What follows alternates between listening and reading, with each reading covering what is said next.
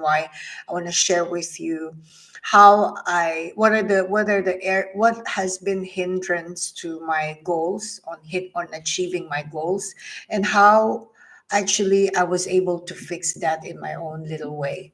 So I have actually written a lot of that. So I figured I'll just break it down into maybe two or three parts of live stream. So number one, basically, one of my biggest mistake, and I'm talking about since day one as a content creator. The first on my list is paying a YouTube coach at the very, very beginning of my journey as a content creator. So I won't mention the name or the channel of that person who had gotten me to enroll to a course as a very vulnerable content creator. I think as a small content creator, we are always going to be vulnerable to anything in terms of someone sending us an email and say, hi, I can help you with your SEO, or hi, I'm actually a very expert YouTube specialist, things like that. So number one on my list of the biggest regret, but at the same time, I'm sharing this. So if there's any small channel who are on their first week, on their first month, and really feeling the desperation, number one for me is what was the biggest mistake is I actually paid a YouTube coach and has charged me a couple of $100, and I was prepared to spend that money. I really wanted to set up my YouTube channel, and I wanted to take off in a way where it would really be organized from the very, very beginning. Because for me, like I said, the way I treat my channel, it's, yes, it's a creative space, yes, it's kind of for fun, and it is fun, but at the same time, I wanted to make business out of this. I wanted to make money out of this. Hi, Pumpkin. We're just starting. So good that you can join. I'm just breaking down the biggest mistakes I've done that has hindered my goal in my first 4 months as a YouTube content creator. So this is something that would really resonate to any small channels in this live stream today. I'm parking my sales training because I don't want to bore the small content creators in this community. This is specifically for small content creators. If you can resonate to the mistakes and wrong choices I've made on the first 4 months as a content creator, this might be something worth listening or worth being in. So number one of my biggest mistake is I paid, just for the benefit of those who just joined in, I paid a YouTube coach. I paid a couple of $100. And again, every small channel, even up to this day, as a 4-month-old channel, we are always desperate.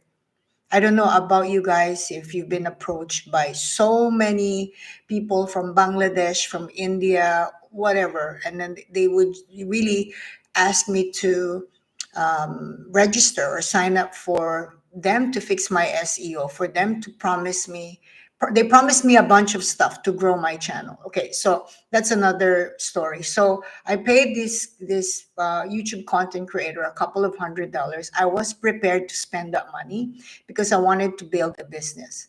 My mindset is, if you are setting up a business, let's say I'm setting up a supermarket or a fruit store or a flower shop, I should be prepared to spend a certain amount of money to build the store from scratch, whether it's for the flyers, it's for the decoration, whatever. So for me, I was prepared to spend that money, and I did spend that money. The only mistake I'm not saying this because I'm discouraging you if you are even thinking about hiring a YouTube coach. I'm not discouraging you from doing that. I'm sure there are really good ones out there.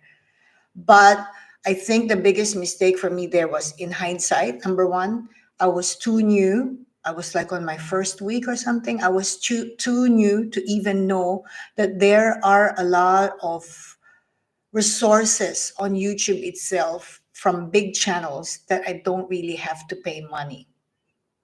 So that's number one. Number two, my biggest another reason why I regret that is because I didn't get the value for money. Meaning to say, I was given Excel sheet, I was given kind of like pieces of information. This is what you do for description, for thumbnail, blah blah blah blah blah blah. Nothing special, nothing so like wow, I could never get that for free information. So I did that, and I did not end up doing all the things that I was asked to do because they're all on YouTube already. So I was so desperate, but then again, I was so young in the game.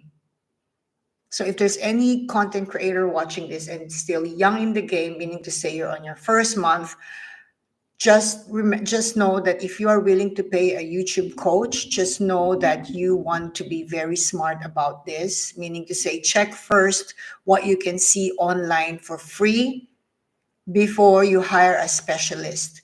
Like, okay, if I am going back to that day now, if I have that money back, I don't have that money back anymore. And you know what? I feel so regretful, but I just told myself it was just like a donation. I just donated that money and I just have to forget about it, because that's the only way for me to kind of move on from that bad decision. I didn't get my money back. I didn't get anything back in terms of feeling like, oh, that was worth that. Sure, she gave me a few ideas, but is that a value of like almost, I think, 300 US dollars? I don't think so. I can spend that money for many other valuable things with other YouTube content coach or YouTube coaches. After my research later on, I found that others are charging even less than that. So, biggest mistake. I hope you don't fall for this pit. If it's overpriced, if it's very limited information. Hi, Build Resilience. So glad you're here. So I have learned my mistake, and that was my first week. Can you imagine how excited, how vulnerable, how gullible I was? And so that was really the worst worst spent in my entire life, you know. So that's my biggest advice. You don't need the YouTube coach or to pay for someone, because now there's so many channels that are really offering good contents, but there are also some channels that are not giving good contents for small content creators. So be smart about it. And I think my advice is, from that point, I just really follow channels, like maybe two or three channels that are very reliable with their content, meaning to say they're really talking to us with content that is for free but very valuable. So yeah, that's one thing I want to share with you guys. So number two, oh, another mistake I've done as a new content creator that I feel like it would be valuable for you guys is obviously overloading videos with information. So if your content is educational, like mine, I find that the attention span of the viewers is different than if some the viewers is into vlog or into entertainment, you know, because they really have all the time in the world to say, I'm just gonna watch you walk around the park, or I'm gonna just play your background music that you're playing on your live stream, and I'm just cooking, cleaning. I can just, you know, those kind of things. So, but if you are a content creator like myself, who is offering educational materials in your channel, one mistake I've done in my journey from the beginning that I feel like I learned to polish,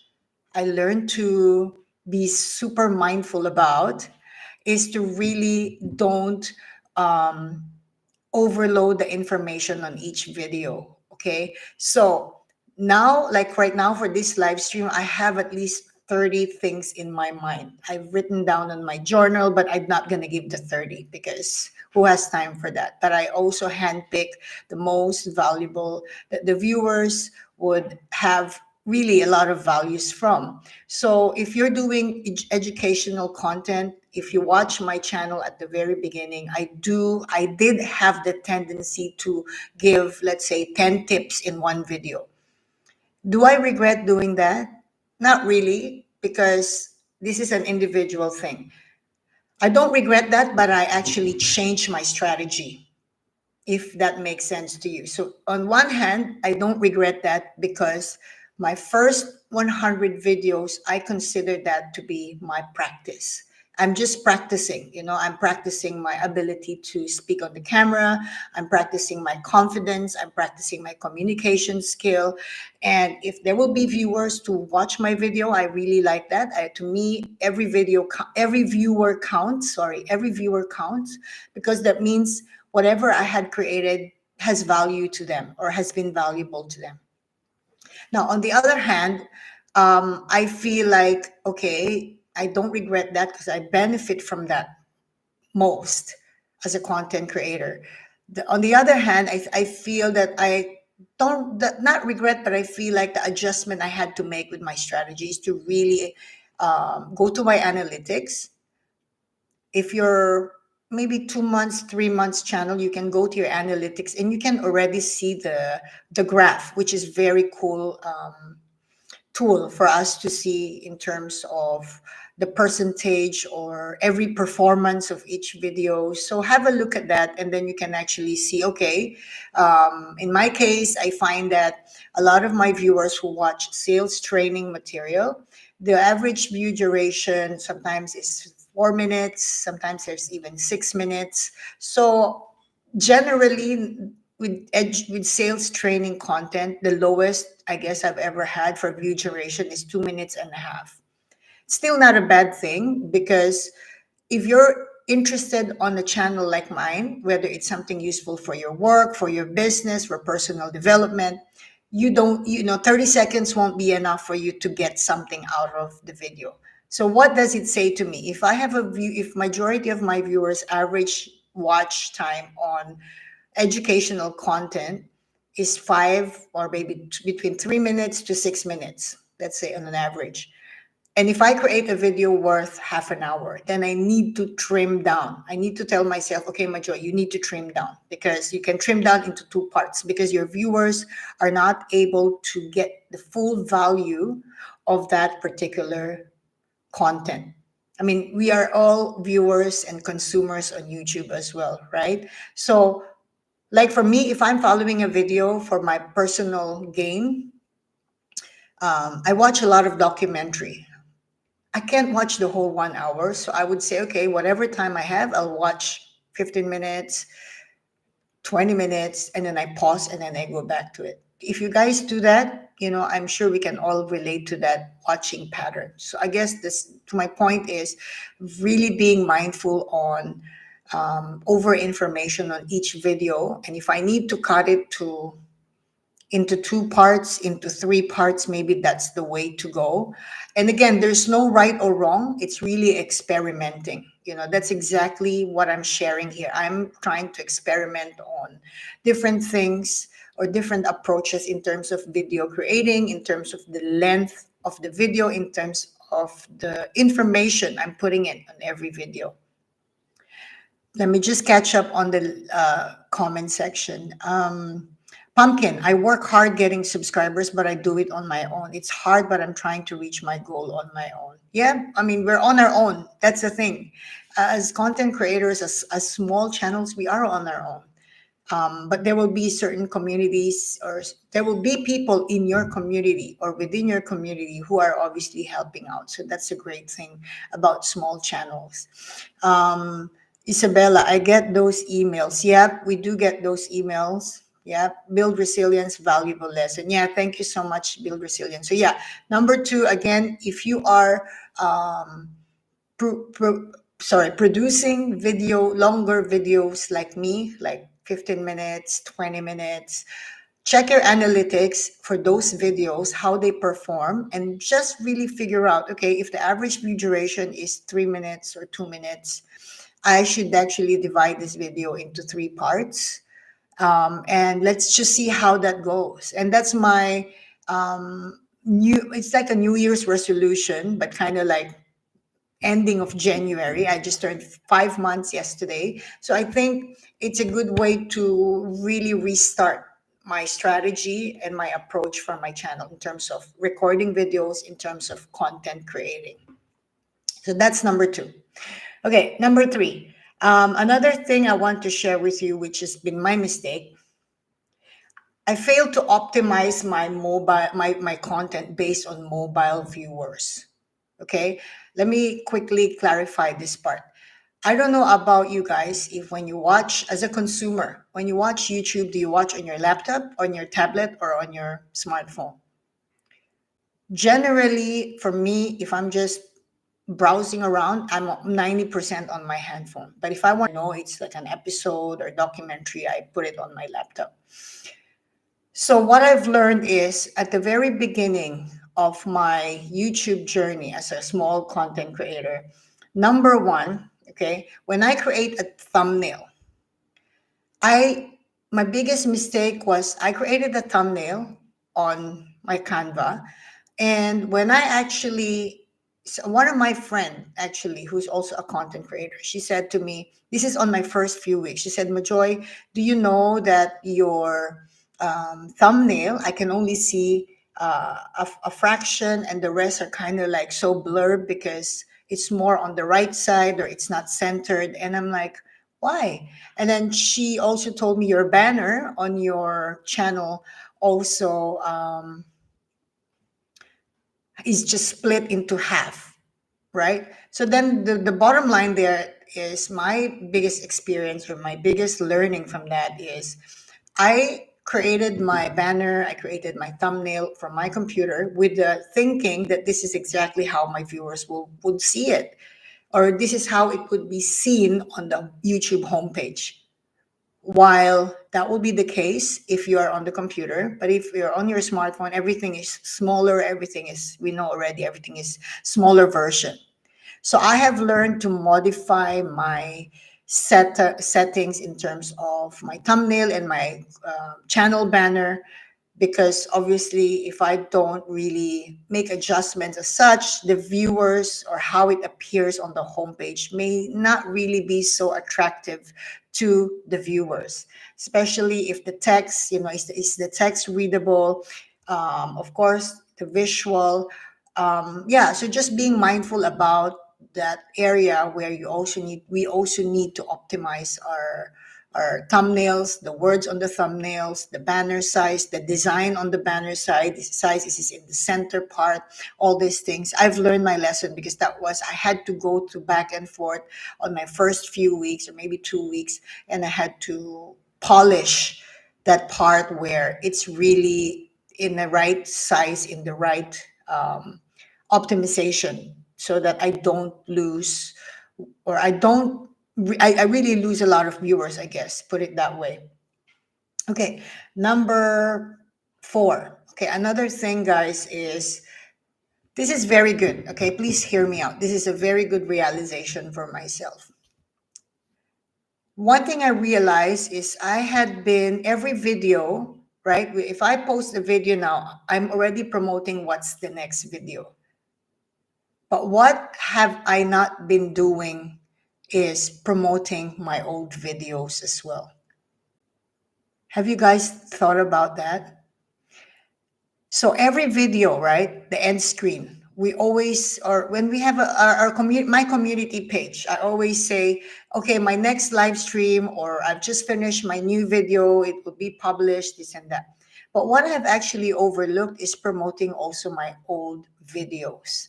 And what was my light bulb effect here is when I'm going through my weekly maintenance of my playlist, I realized that, wow, I have a video that had 7,700 views. That was the only video that has 7,700 views. That was the incredible video.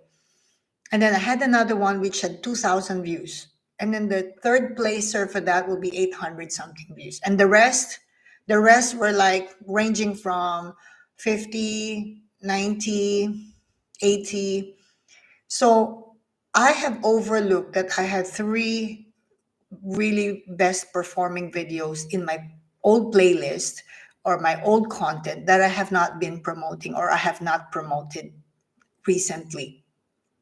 What do you think about that? Because now that I have those three perform or videos that perform really good, maybe I should promote them more every time right now, because those viewers who watch those contents when they first came out, probably my total subscribers at the time must be just a couple of hundred, or maybe not even 100. I lost track, I can't remember. So I definitely have not, in other words, I have tossed the net when not all the fish, and then it's not the same group of fish or fishes in there anymore, if that makes sense. So I think one learning I have from this mistake or journey, that hinders my goal to succeed, is I'm also not promoting, or I have not promoted my old content. So my advice, if you do have videos in your playlist that had thousands of views or the highest performing based on your channel, have a look and then see if you can actually create a shorts video for that and promote it. I'm a big shorts person when it comes to promoting my long form videos. To me, I cannot waste that resources. It's, yeah, sometimes it's gonna hit the jackpot, sometimes it's not. But it's a resource, or it's a tool that I have that I should not really waste. So see if that would work out for you in terms of, basically you want to promote again those big videos that have really caught a lot of attention. So my advice, go to your analytics, check those videos, and then make a list. And then really, I mean, I don't have my Excel sheet, so I go through my Excel sheet and review how every video has performed. Now, on the flip side, I also personally look at those videos. Yes, I think it's a good, I think so too. To myself, I'm happy that I discovered that in my mind. That's why I'm sharing it to you guys. I'm happy you like that, Isabel. I think it's a smart way of doing it as well. So on the flip side, right, what I'm reminding myself as well as I forward to February with adjusted strategy, right? I need to adjust my strategy. I'm a salesperson. That's how salespeople are. If I've not reached my quota last week, I need to do something different. If there's still something I've never done, I need to do that. So here's on the flip side, this is what I want to share with you guys.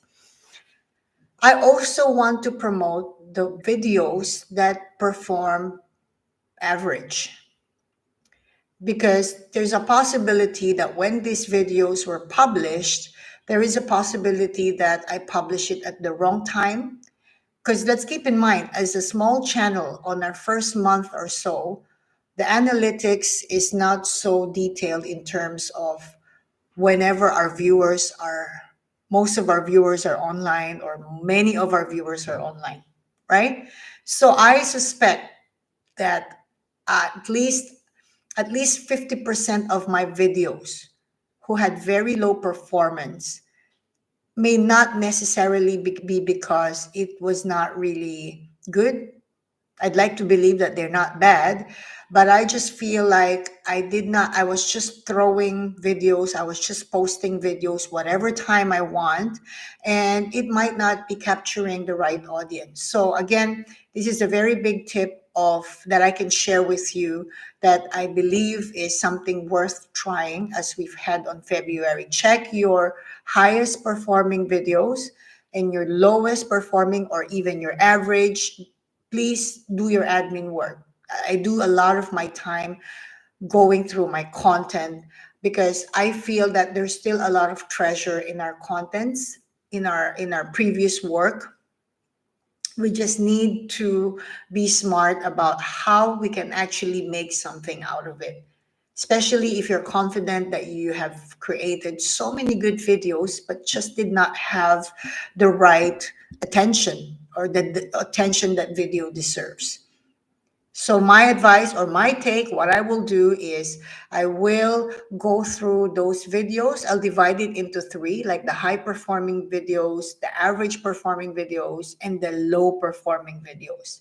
And then I will divide that. Let's say in a week, I would probably promote 2 videos in shorts, right? So I will probably mix it with, okay, what are the low performing and what are the mid and what the average? Or maybe I pick 2 in a week, I pick 3 in a week, where I create shorts and I will promote those videos, and that would draw attention to those who would see my short and say, oh, what is this video about? Oh, it's the incredible video. Oh, this is something cold calling, or this is advice for small content creators, and I would lead them to those videos. So I would like to think that I would still promote new videos, or newly published or newly created videos. There's nothing wrong with that. You still do that. But for me, I will do that. But meanwhile, I would really make the most of my previous videos. I think I have 120 videos now.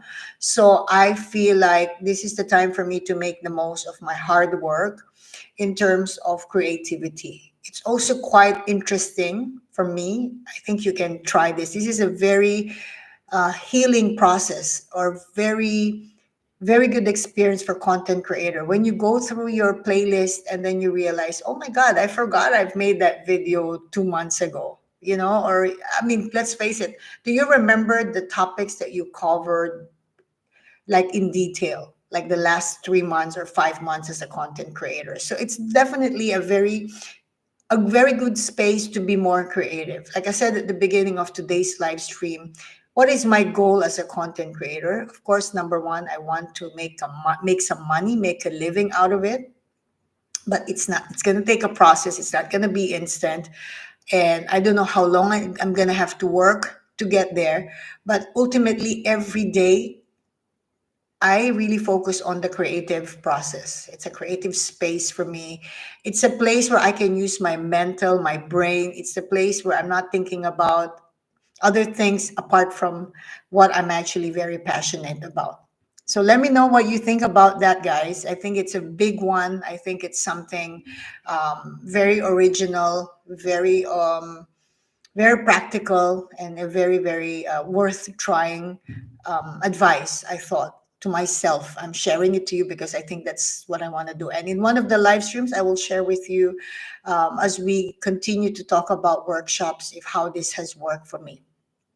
Okay, now next one, another mistake or another factor that has hindered my growth as a content creator is being impatient to my growth. I don't know about you guys, where your channel is. Where are you in your channel? Um, do you feel impatient with your progress? Do you feel like, okay, I'm like, for me, I'm very impatient in general, or I have been impatient in general with my progress, with my growth in my channel, in terms of, okay, how come there's the how come mm, mentality for me? How come my competitors are making this much viewers? How come this is a new channel? How come this content has 400 views and mine is 44 views? So we go through that, and it's really the worst part about being a YouTube content creator. I really feel like this is such a poison for content creators, because this is very unfair in many ways. I feel like, to a certain extent, if YouTube only has the ability to say, okay, let's review every content on every niche, and let's assess the quality of the content, let's assess the value of each content, and then let's publish or let's promote those who are super smart and super valuable content. But that's not how it works. So I digress. I'm just kind of letting my emotions out, that I think many of us small channels do feel the same way. So going back to my, what is a hindrance to my goal, to hitting my goal, is the mental.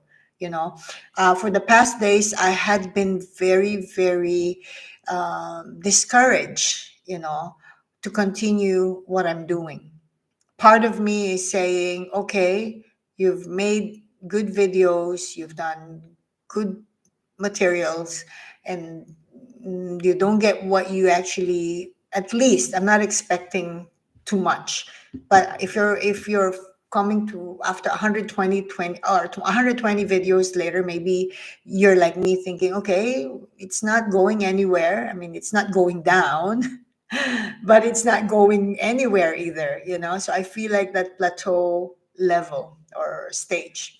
So I think what that hinders me from my goal, because then I feel like quitting, then I feel like shutting down my channel. Then part of me would say, well, what happens now to all your hard work? What do you get from that? You don't get anything from that except that you quit. So if you actually feel the same impatience, the same feeling of, I don't think I want to do this anymore, or you're discouraged, I think one advice I can give you is just to be more patient with the process. If you need to take a break, you should take a break. For me, I don't take a break, I go forward. I feel like when I'm getting so frustrated, I divert my energy to creating. That's why today's topic is actually really out of the blue. This is not something I planned for a long time. I made notes, but this is not like my typical sales training. And in fact, I have a playlist of topics to talk about. And today was supposed to be goal setting, how to do your goal setting. But then again, I thought I'm not getting to my goal. What are the reasons why? So then I wrote down, I go through my list, and I realized, why don't I talk about what hinders me, and what solution have I thought I'm giving to myself that I can share to my viewers. So that's exactly what this live stream is all about. So if you feel like losing momentum, losing hope, if it needs be, take a break. I think the problem there is it really compromises our mental health. I don't know about you guys, but I have not been sleeping really good, if I can be very honest. Like I wake up for something in the morning, I go to bed like 11ish, and then I sometimes wake up for something 4:30, and then that's it. Then my brain already starts to think. And of course, the first thing we do when we wake up, we go to YouTube Studio, which is why not? Why don't we just not kill ourselves? So, if you're like me who wakes up and goes straight to YouTube Studio, this is something we need to fix. We need to figure out a way to detach ourselves immediately from doing that. But it's hard. I can't preach about this because this is something I'm also unable to control. So, but then again, what do we have, or what do I have control of, is really keeping myself as mentally in control and less stress as I could in terms of getting to my goal. I need to focus not on the goal, but I need to focus on my mistakes, the bad choices I've made, and what solutions I thought would be good for that. And I just focus on that. And maybe a month from now, I'm going to have another live stream and an update and say, guys, remember last month we talked about this, and this is where I'm at now. So that's exactly the intention of doing this type of live stream and this topic. Please feel free to interrupt me if anybody wants to ask something. I'll take a little break from going through the list, not to overwhelm you guys with information. Is there anyone here who want to share anything that you believe is your mistake, or something you've done poorly on your early days as a content creator, and what can you share that you feel you've done right to get it right? Because we have few guys in the room. Please feel free to post anything that you want to say in this topic.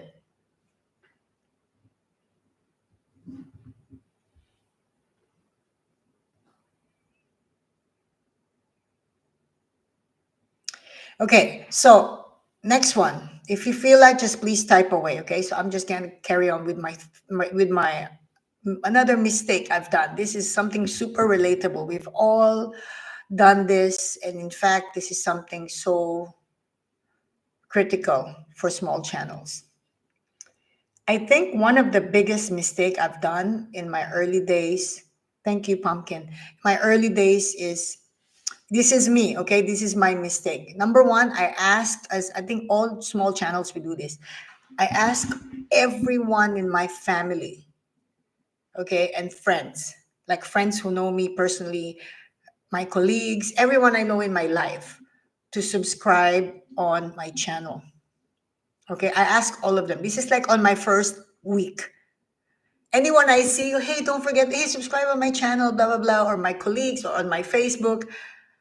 So I imagine maybe I generated, let's say, 100 subscribers from the people I personally know, right? Those 100 people don't watch my videos. None of them cared, none of them watch. They just subscribed to my channel at my early days to support my channel and to support me. The problem that I have there now is, again, this is my individual experience. I know that algorithm, when we publish a new video, they serve it first to our subscribers.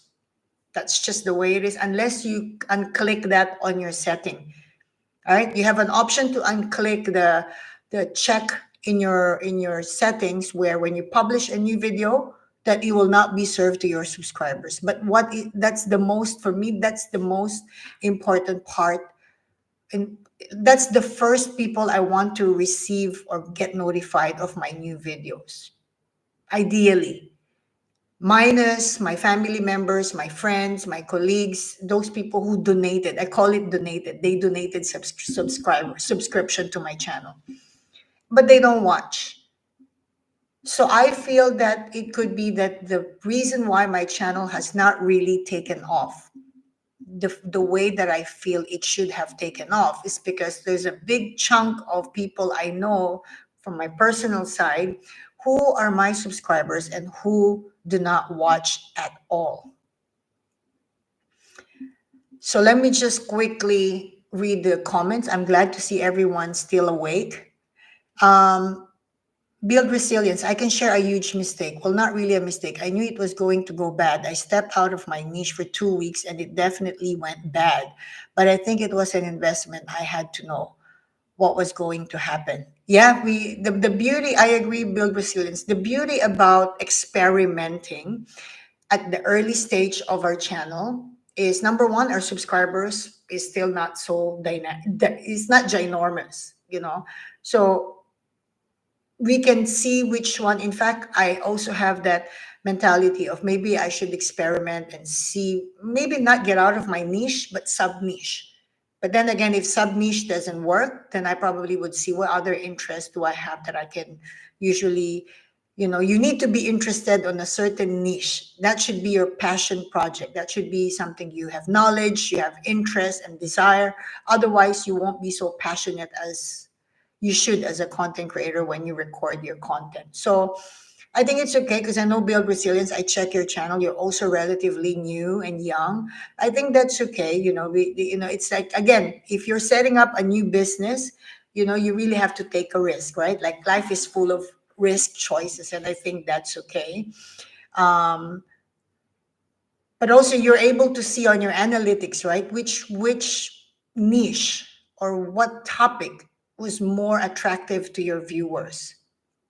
Build resilience is new to our community, ladies. Pumpkin, Isabella, he's quite new. So he's been watching on and off my videos. He's a new subscriber a couple of weeks ago, and he's also a relatively young channel. So let's wish him all the best and keep joining our workshop, because this workshop is really, yes, you give us the view. Yes, you watch my live stream, but I believe this is a live stream that you would really learn a thing or two as a small content creator from fellow content creator who go through it. So I'm not a YouTube guru by any shape or form, but what I'm sharing you guys are things that I've experienced and maybe application of the way I would approach things, and of course my sales person mindset kind of play into the game as well.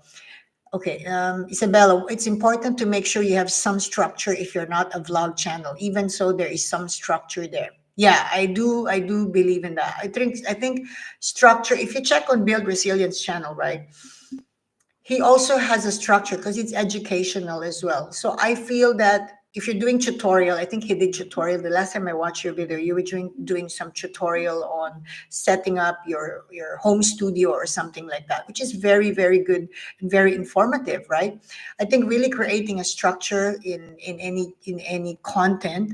And Isabella, I agree. If you're doing a vlog, it's also good to have some kind of structure because again, the flow of your hook, your intro, your content, your peaks and build up on your content. Just like my live stream. I have at least 30 things on my list, but I handpick what is the most engaging, and then obviously the least engaging I put it on the last. And not because they don't matter, but it's just because, again, going back to what I said earlier, for the most part we have viewers who's like, okay, I can only watch 10 minutes of your live, I gotta go.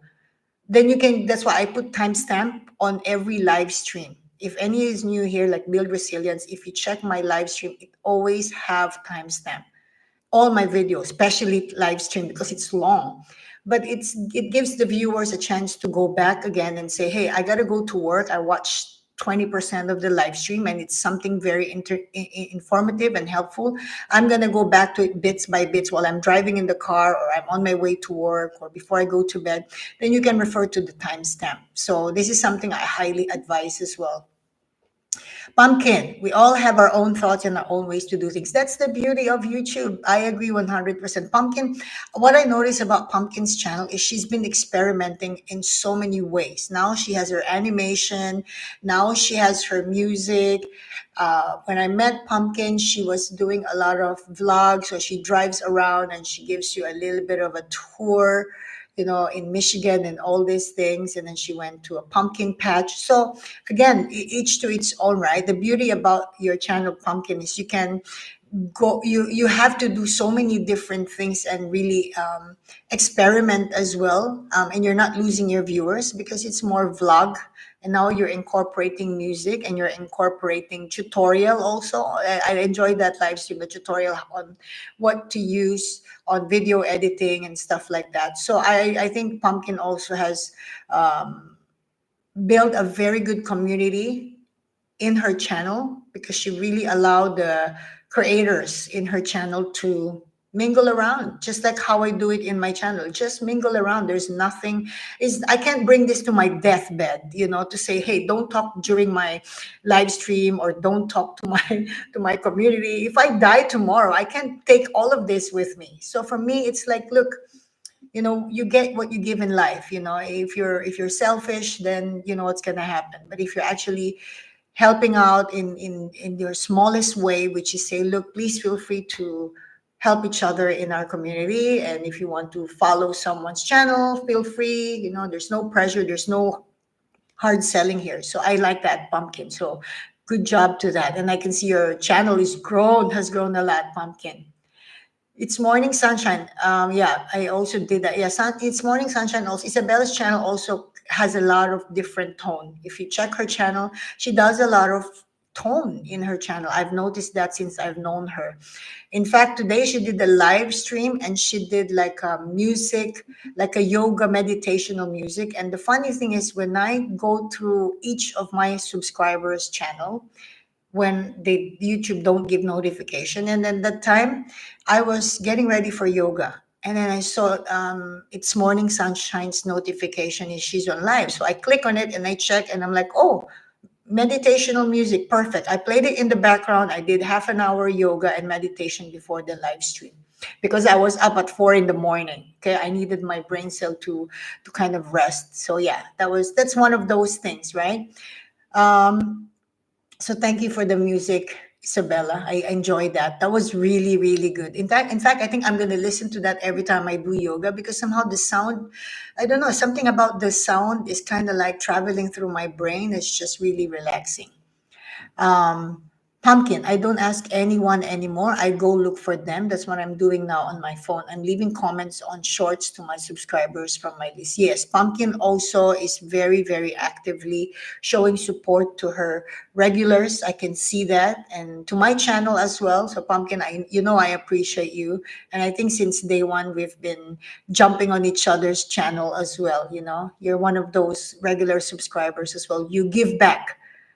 You also give back to your subscribers and regulars, so that's really a good thing. um, Build resilience. Thank you, Dong Cheng. Good morning, Dong Cheng. Welcome to our live stream. Just please catch up on our timestamp later, okay, when I do my work here after the live stream. So I'm glad you enjoyed it. Okay, so I'm going to continue. If you guys are still in the mood, there's still a few things. If you're not going to bed yet, there's still a few things that I want to share with you as well that have actually worked for me. Again, just going back to the last point, right? I stopped asking subscribers from people I know because they don't watch. So again, I feel like this is such a hindrance to my growth as a channel in terms of views. I feel like if majority of my average view is only 40, 50 views, I feel like, okay, is it possible that my 100 friends and family members who just, when there's a notification, they probably just swipe it away and close the video? So I'm like, not even a second. Think about it, not even a second that they're actually watching my video, and I publish so often. So I'm thinking, are they actually hurting my algorithm? Are they hurting my impression for algorithm? So I just want to share also with you the purpose why I put this on my list is not asking subscribers anymore to people I know. In fact, I want to tell them, can you please unsubscribe? I already told my sister and my mom, can you please unsubscribe to my channel? And then they look at me like, why? I said, because if you don't watch, there's no point. There's really no point. I can have 1,000 subscribers, but they're all watching my videos here and there, not 100%, but they at least check it out when YouTube recommends my video. Then I'm thinking maybe that would improve my performance moving forward. So I told them, just please unsubscribe. To my family, right? Just subscribe. Just leave me alone. Just go, move on with your life. So that's what I started asking them to do, because it's such a waste of space to my channel. Now, having said that, okay, another mistake that I have on my list is I've always done, okay, this is actually very interesting because I've mentioned to you that earlier on about the being impatient with your growth, and we all have that experience. I think one of the mistake as a new YouTube content creator at the beginning is, okay, not really being so extremely particular with the impression I'm giving to my viewers on the first 5 seconds. Okay, they say that how many seconds before our video is credited as one view is 30 seconds. I don't think that viewers have that time to sit on the video and decide, okay, I'm going to watch it or not. 30 seconds is a long time, guys. Imagine if I'm talking now, you count by the seconds from the time I'm speaking to the time you're going to swipe the video or go to the next video. I say 5 seconds where I can actually create an impression to my viewers. If this is really something I want, if I want them to watch my video, especially the new ones who discovered my shorts or my long form, I have shortened my intro. In other words, I have shortened my attempt to keep them on the video. I shortened it to 5 seconds. Okay, maybe 7 seconds. Definitely less than 10 seconds, not above 10 seconds, because I feel like if I'm going to ask you a question on my intro, right? Like, are you a salesperson and a content creator like myself? Do you have issues with your targets or not achieving your targets. How many seconds did that take from me to say that as an intro? Just a few seconds, right? So now I really have shortened my intro just, I think, on my last video, to be honest, or my last few videos. Out of over 100 videos, I'm learning really to cut down and cut down and cut down and cut the nonsense, because the competition has been really tough. And I feel like, you know, I have a very good video, but the time I spent talking a lot is quite wasteful. So try that, because when I go back to my old videos, my intro is way too long. In fact, just to share with you another mistake I've done before. On my first few videos, if you go to my playlist, I even created or even have like an intro music, which was 11 seconds. Okay. Before I introduce myself, and with no experience whatsoever, I probably talk 30, 35 seconds, and then that's it. So one fellow content creator, he's a regular guy. His name is Ross. He's one of our regulars in the community. He's the one who nicely messaged me and he said, Majoy, I think your music intro is too long. I guess you want to cut it to 5 seconds or something like that. And I just removed the entire intro music. It's just myself, okay? I'm not saying this is not the right way or the wrong way. This is the wrong way to do. But for me, I felt like, okay, you know what? What is the value of the intro to my viewers in this day and age, in this competitive YouTube time and age? Maybe a couple of years ago, content creators can get away with extra creativity. I like it. I like the intro music. I feel like, if you're watching a TV show or a talk show, it's nice that they warm up with some kind of intro music and then they hype you and then you get on with your introduction. But that's not the way it works now with YouTube or with the consumer. Our consumers are more impatient, are rushing, are like, okay, you're not good enough, 2 seconds, 5 seconds, you know. So yeah, I feel like I remove my intro music and I focus more on a hook, which is a super simplified, direct to the point hook. It's basically now, I used to overanalyze my hook. Tell me what happened. How is your experience on that? I used to overanalyze. I used to make so many sample intro, like I really like, okay, I write it down, then I'm like, I rehearsed, and I'm like, oh, then I change again, I modify. Next thing you know, it's the longest and it's the most going around the bush intro. So now I just look at my content and it's like, what is the solution of my content? Or what is the problem of my viewer where this content is the solution to their problem? Okay, bingo. Now I'll use that as an intro. That's it. That's how that's what I'm doing now. Again, I'm still learning. And moving forward, this is what I'm going to start doing. 5 seconds to 7 seconds intro. That's it. Asking them, if this is your problem, this is the solution in my video, watch it, period. What do you think about that? It's something that, again, of course, at the end of the day, it's everyone, like I agree on pumpkin. Everyone has different style, everyone has different method. But if you're doing educational content like mine, it's boring by itself already. The thought of I'm watching you and I have to listen to you could be boring. But what if I guess if I've already established to you what kind of content creator I am, what kind of channel I have, what I can give you, you probably would say, okay, I don't mind if Majoy has an intro music. I can live with that, because I know her content. I know I'm going to get something from it. But if it's the reverse, it's like, okay, I don't know this girl. What is she talking about? She spent time on this intro music, or her intro is going around the bush. I don't know what she's giving me, because the viewers are there to get something from us, not to give something to us. Right? So if you're viewing, you're sitting there thinking, okay, what am I going to get out of this video or content?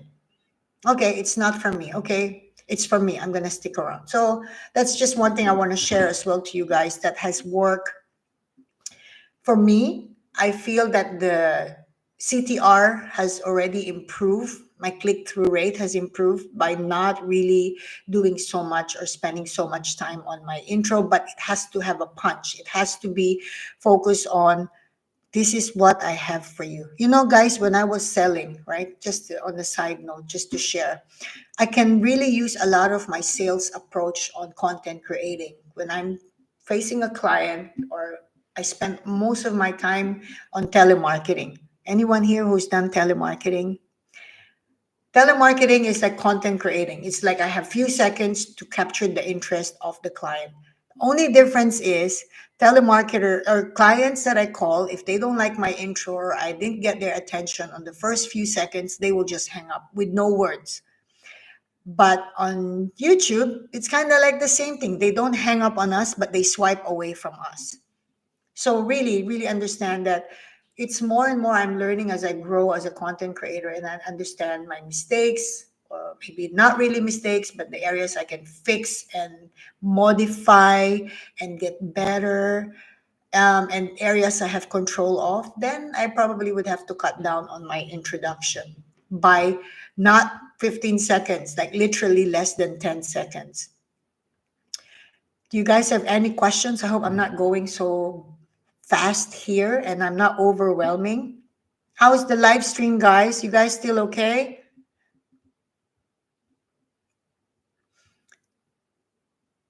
Let me see my list. Anyone wants to share anything, please feel free. Okay, sorry. Okay. Pumpkin, she said I multitask. Okay. Yeah, Pumpkin, she does multitask. I go to your live stream all the time as well. Build resilience. Thank you, Dong Cheng. I'm glad you enjoyed. Yeah, I did enjoy it, Isabella. It was really nice. I'm gonna listen to that frequently. Actually, I'm gonna repeat that when I'm doing yoga at home because it's somehow really very, very relaxing. It looks amazing. Okay, good. So I think we're all still awake. If you're still up for it, I still have few more tips or a few more things. Like I said, I didn't want to overwhelm you guys. I have so many things that I've actually realized that are valuable for me first, and then will be valuable if I share it to fellow content creators. It doesn't matter if there's a small group of people, but the bottom line is this type of live stream are not your typical Think Media or vidIQ that is super fancy. These are kind of like a workshop material that really would help all of us, including myself. Well, firstly, myself, I think about what I've done wrong or what I could improve, and then I just share it to you guys. So another thing that I want to share, since you guys are still here. Okay, Isabella, the information you're giving is so important to avoid mistakes that can help your channel grow and not to get stuck. Yeah, I mean, absolutely. We're all in the same page right now. I mean, I think that even if I have 1,200 something subscribers, a fraction of that is my family and friends. My view average is still 44 to 60. I had three big videos, like I said earlier, that performed really good. I'm still really struggling all the time. I'm still struggling every single day on this journey. So it's very important to have this outlet, this workshop for us to come together and say, look, I want to learn something refreshing, something that's very practical and something that's coming from the heart. I create something that's commercial for commercial consumption, put it that way. So let me see. Another thing on my list, underestimating the power of live stream. This is very good, guys. Okay. When I was new in my channel, I was so focused on long form video. Okay. It's all long form. I really spend a lot of time with all my index cards. For those of you who've known me since the beginning, I write, this is how I train my salespeople in my proper job, right? So I do a lot of long form video, because that's my, let's just say that's what I've been so used to doing. So it's no difference. The only difference is camera and the same tools I use and approach. So I underestimated the value of live stream. So if you haven't done live stream in your channel, it doesn't matter how small you are or how young you are. I think I've only started live stream around my third month because I was so intimidated. I wasn't sure what it's gonna be. what it's going to do to me. So what I wanted to say, guys, is if you are actually have not done live stream, give it a try, because for me, the benefit of live stream is not only the watch hours. I've also had live stream with 0 viewers. I've had live stream with full house. So live stream is not necessarily pumpkin. I'll get back to that. Live stream is not necessarily guaranteed that you can generate a lot of view hours, right? It's not guaranteed. One thing is guaranteed with live stream from a content creator like myself is I improve my confidence. I think about so many things that I never thought about unless I'm on a live stream. Like, I'm not gonna lie, on every live stream, there's always things that I learned from myself that I never thought about, only when I'm talking on live stream. Let me show you this. When I do live stream, I have this, okay? The 7 stages of proper goal setting. But then again, at the end of the live stream, I have these little papers. What is this? These are the ideas, these are the thoughts that I actually generated from my own live stream that I thought, oh, I didn't think about that. Oh, that will be for my long video, right? So the beauty of live stream is you can get view hours if there's viewers. If not, it will be another material in your playlist that hopefully in the future will be discovered and will generate new viewers and subscribers and view hours. But the ultimate benefit for myself on live stream is I get more creative. I really tap on my creativity when I'm live stream or I'm doing live stream. And speaking of that, what I wanted to share as well is when you are actually when you thought about something, right? Like let's say you're in the supermarket or you're minding your own business, then something crossed your mind and you're like, oh, I want to talk about that on my next long form video, right? Then I would say, okay, I would I would get back to the comment. It's making me laugh. I just don't want to lose my train of thoughts. So if you're actually like me, I'm actually kind of a psycho. My husband said, you're such a psycho. You're constantly thinking about what you're going to do, and my brain is extremely active. So what I do is I have my phone with me all the time, like all of you, and I would do a voice memo on anything that I thought about. So one time I was going for a walk and I just thought about things. I thought, I'm not going to put this on live stream because I look like a sweaty dog walking in the park and I look like a mess. But it's all coming out of my mind. It's like really good topic. It's kind of like this. It's like really overflowing information. So I record it as a voice memo to myself, like as if I am recording right now, as if I'm on live right now. And then I talk while I'm walking. Hey guys, today, da da da da da. Then I just release all those energy from my brain, because if I don't release that from my brain, it's gonna wake me up at 4 a.m. again. But when I go back home and I replay that, then I have my notes and then I just go through it. I'm like, wow, those are good ideas. So point 1, point 2, point 3, or topics. And then I have material. So again, this is my creative way of releasing, or this is my way to release my creative side. And in the long run, it gives me something to look forward to if I do live stream, because materials for live stream is different for materials for long form videos, right? Because it's so, like I said, I used to do long form video, or my pattern of long video is long. It's literally long. I had long form video up to half an hour. Then I thought, okay, the average view duration is not so good, 5 minutes, 7 minutes, given the length of the video. So then I thought, okay, then I need to cut down, and then I just transfer or allocate those big topics like this one to live stream. So see, something you might want to consider is live stream. Not only that, it's low maintenance. You just need to prepare your homework. You just need to make sure you have a structure. You have a topic that is valuable to your viewers and valuable to yourself. That's just me. I could be wrong, I could be right, but that's my approach my approach with live stream. I prepare, and then I make sure that this is something really valuable for myself firstly, and to my viewers. If I can be very honest with you, this live stream is for myself. You guys are just joining me today because after this, when I do a replay or when I do the editing on timestamp, I got my notes. I'm going to transfer this to my playlist and really understand, okay, out of the 10 points that I talk about on today's live stream, are there any other topics there that I can go in depth and convert into a long form video?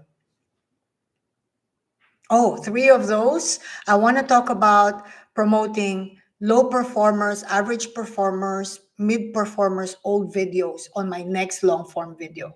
That is to capture those who were not on my live stream today.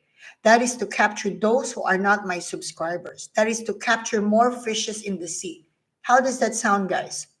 So don't underestimate live stream. It's really a very good creative space, and this is something very it's just so much benefit, so many benefits on live stream. Personally, I could never talk like this on camera.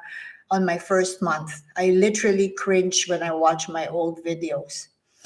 So let me go back to some. Okay, I like Pumpkin's comment. She said, okay, Pumpkin, you said this to me long time ago. The mic is not on your hand. Yay, my hands are here, Pumpkin. So at the very beginning, Pumpkin, before, she said, Majoy, I wouldn't want you to, I recommend that she sent me a message to make your hands free when you're doing video.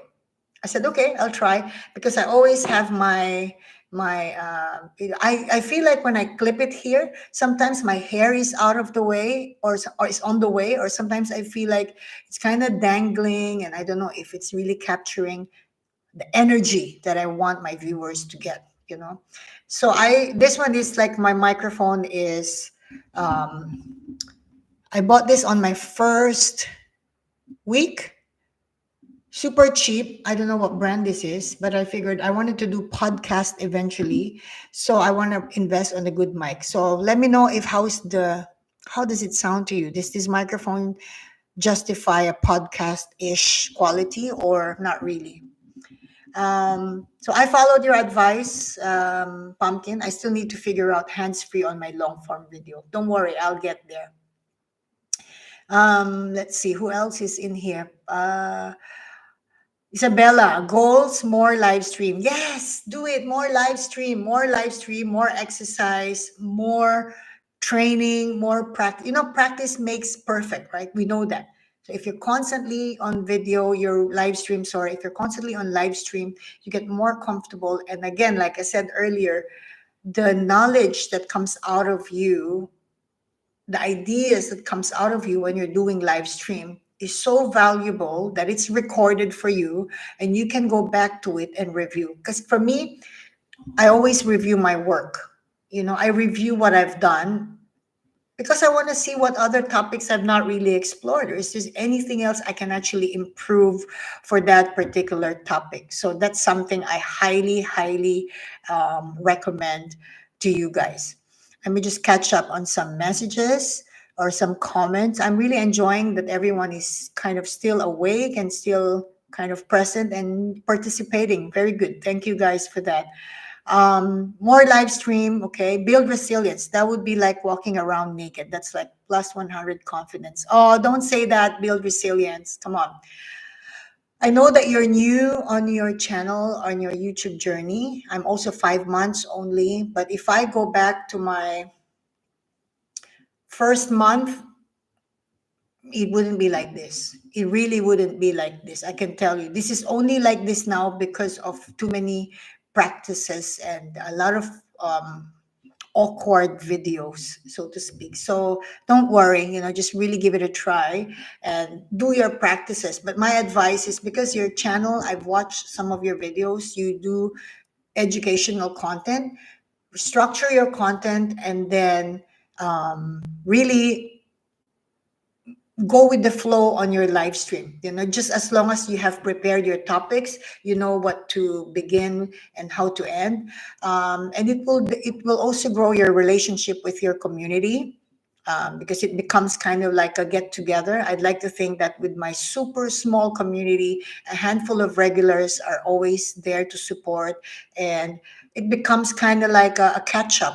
So really look at it that way.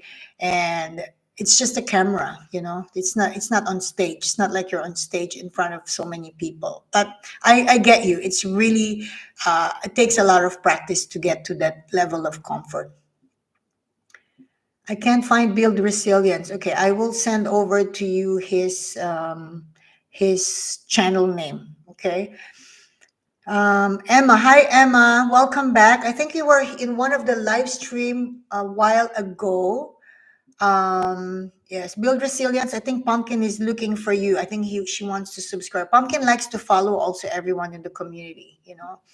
Um, Cesar Suarez, you sound okay. Hi, Cesar. So we really have viewers who were here, I think, in one of the live stream many months ago and are coming back. And this is my prediction because of the time. Because I used to do live stream last time when I was in Germany, different time zone, could be 8 p.m., 10 p.m. Singapore time. I also used to do live stream where viewers are American time, which means evening for me, late evening for me, and morning for you. Okay. So while you guys are exchanging your hi, hello, just give me 1 second. I just need to do a really quick message because my daughter is supposed to go for a play date. I need to order a cab for her. In Singapore, you can order cab for children. It's very safe here. So just give me one moment. And please, while I quickly do this, feel free to post your comments or anything you want to share in the community, especially the new guys. Can you please don't be shy, introduce yourself in the community, what your channel is about, and just really hopefully we can continue to create this workshop where we all learn from each other. Just give me 1 second and I let you, some of you guys are typing away, so please continue doing that. And of course, if you have any questions, please feel free to ask away. I see still more new staff, more viewers are coming in, so welcome. Everyone is typing their comments there.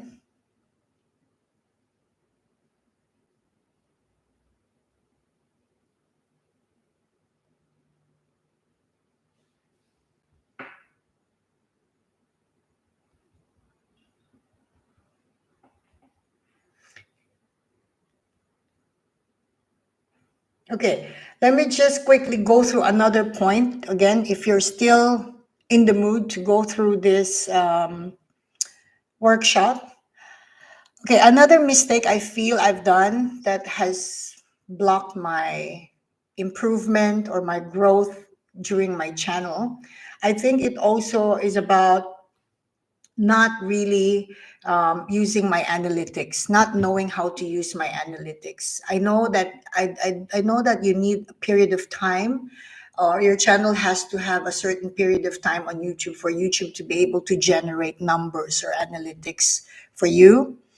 I think one of my mistakes, not again, I don't want to use mistake in a bad way. Okay, these are actually good mistakes, but nevertheless, they are considered overlook. I think one of that is obviously not being able to understand how to use my analytics to my advantage. So it's a matter of discipline for me. I think I am more eager to create. I just want to create more content. But then again, I skip the whole process of let me check my analytics first. Let me check what video has performed. Around what time did I post that video, and all those simple but very common sense factors that might affect my next video to publish. Just like with live stream, right? I used to do live stream on different time zone. I've done German time, I've done Singapore time, I've done American time. So this is a classic example, guys. Okay, so please, if you want to learn more about experimenting, this is another avenue to experiment on how you can actually maximize the views based on the viewers. But then again, what is so tricky in my mind is like, if I focus on my analytics, right?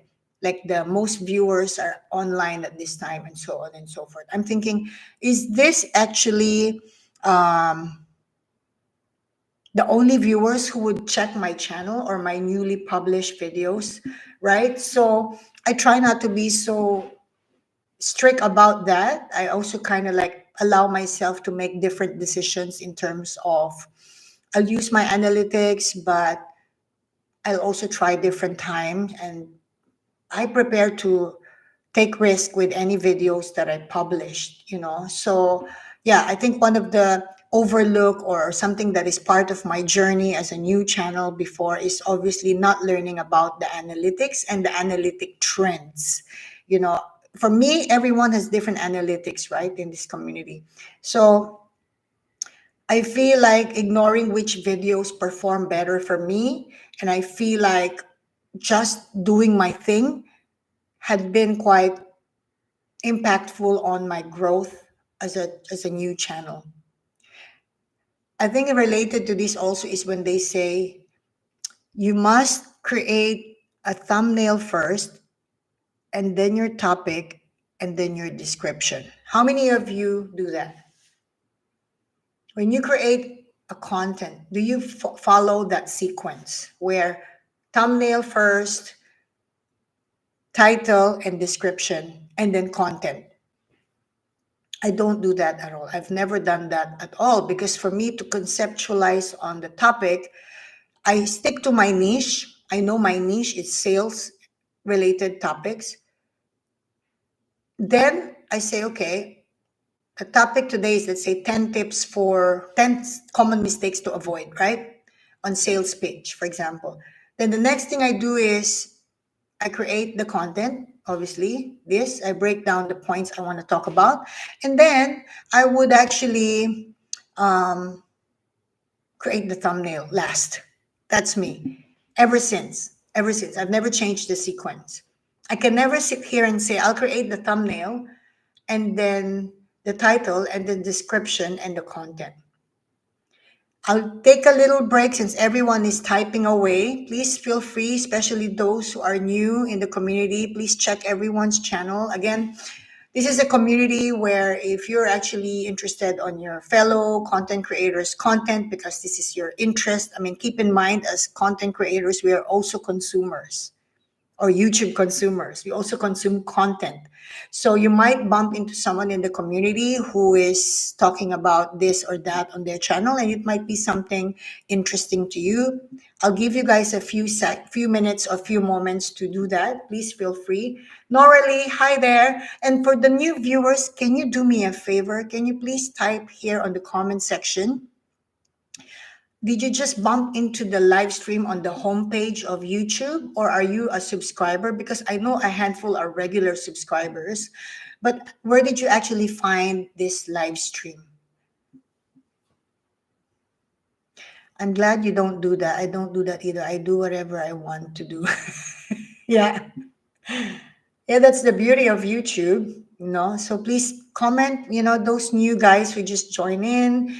I'm not familiar if you're a subscriber because I've not seen you on the live stream. I'm just curious where you actually found today's live stream, just to understand the analytics again. If YouTube is being nice to me today and putting my live stream on the homepage, because I've been so nice to YouTube. It's just the hope that YouTube is being nice back to us. Feel free to comment away, guys. Just give me a second as I let you guys do that.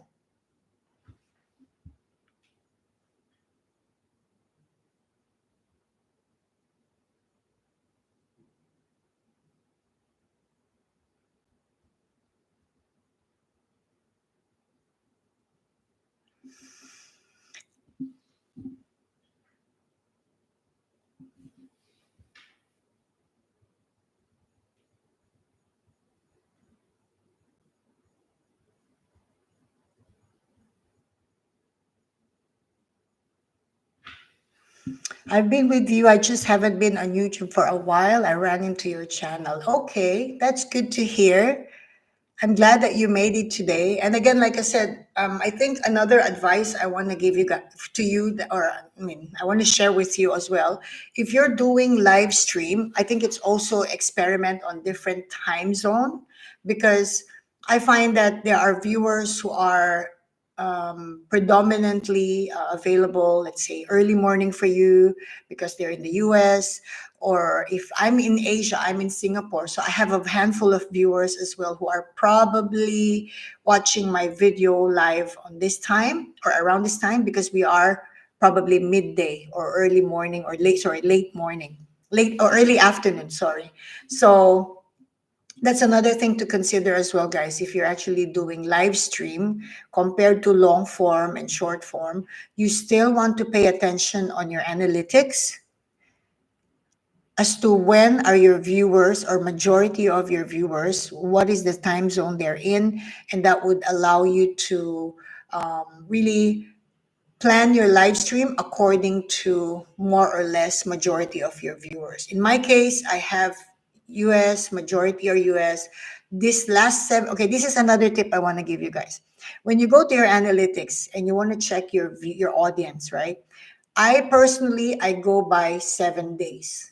I filter it to 7 days, not 28 days, because I feel like if I do 7 days, that is so recent.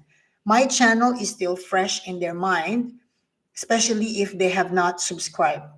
You know how the ratio of unsubscribe to subscribe is always so big, but they watch your video, they just don't subscribe. I think we all can agree this is a common thing in YouTube. Doesn't matter what niche, what channel, most people don't subscribe, but they watch.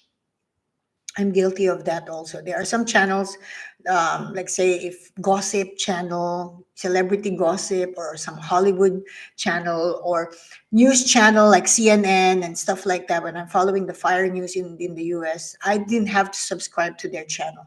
I just watch their content. Cesar Suarez, I subscribe to you. I said when I open my YouTube. Oh, that's wonderful. Thanks, Cesar. I appreciate that YouTube is at least not being forgetful of my channel. So that's good. So yeah, like I said, if you are actually doing your live stream, check your analytics, filter it to 7 days, and you can check who are your viewers for the last 7 days. Because when you do that, you're able to more or less decide what time would you like to do your live stream. And for me, I switch. Sometimes I do nighttime here, which is early morning in the US.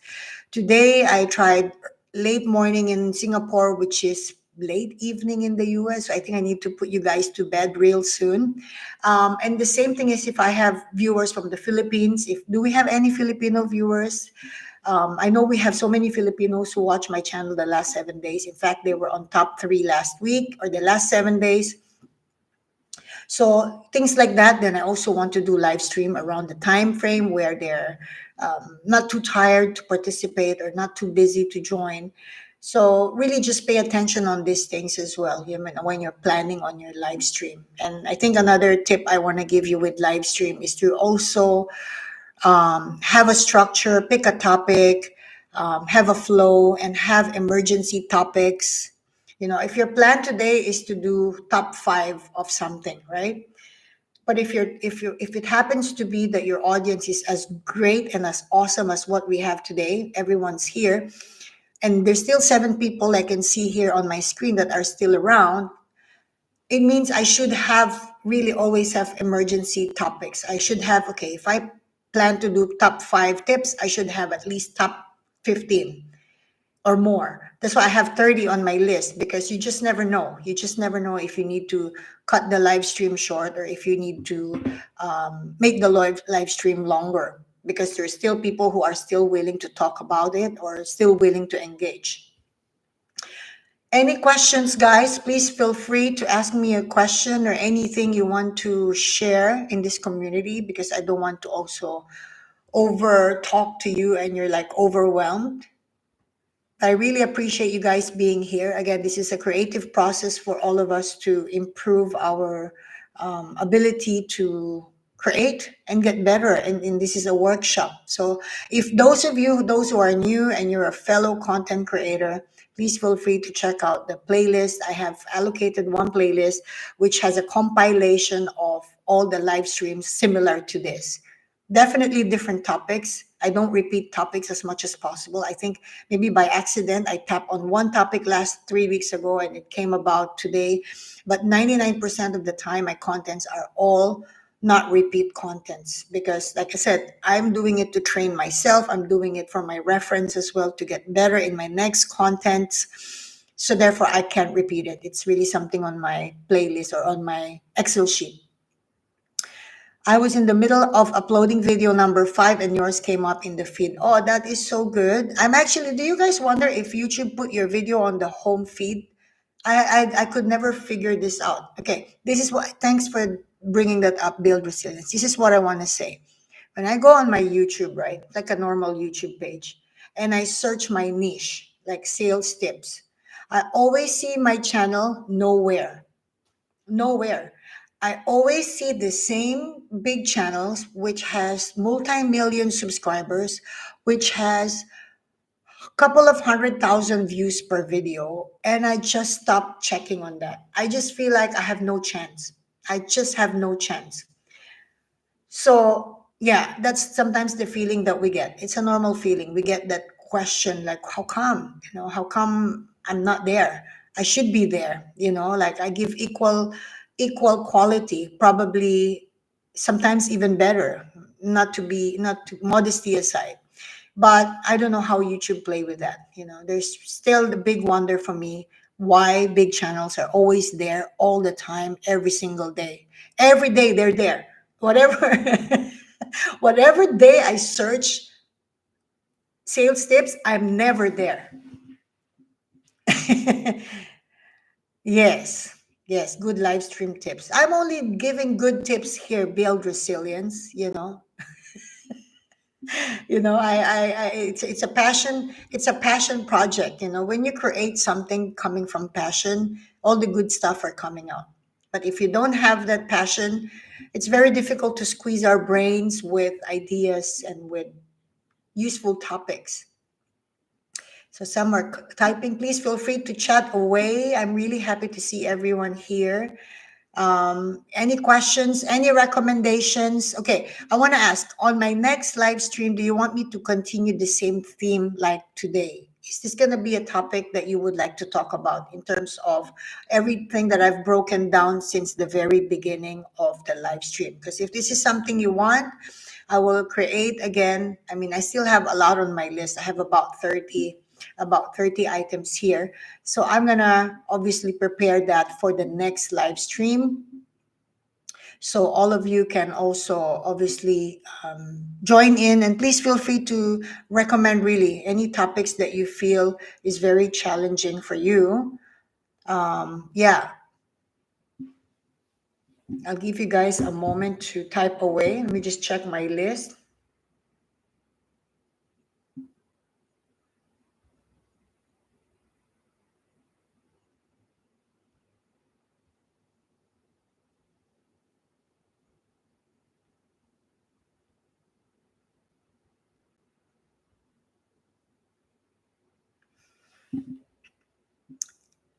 Yeah, live stream, definitely something. If many of you have not done live stream, please feel free to give it a try.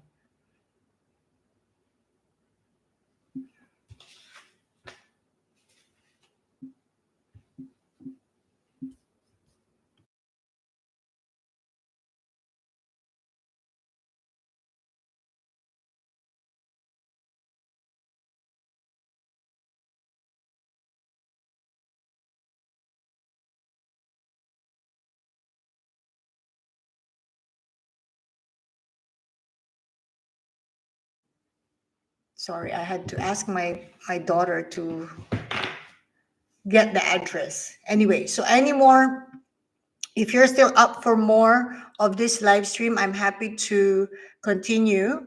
Let me know if you still have the energy and time. Otherwise, I can still carry on. Or any suggestions, please let me know. Just going through my list now. Okay, another thing that I recommend. See, let me know if this is some if you still want to continue, okay? Because I have a lot on my list, as you can see, 52. I have so many. So this is supposed to be for the third section, fourth section, because I want to split it into so many parts. But anyway, since everyone is still here, I think everyone still want to talk or to learn from each other.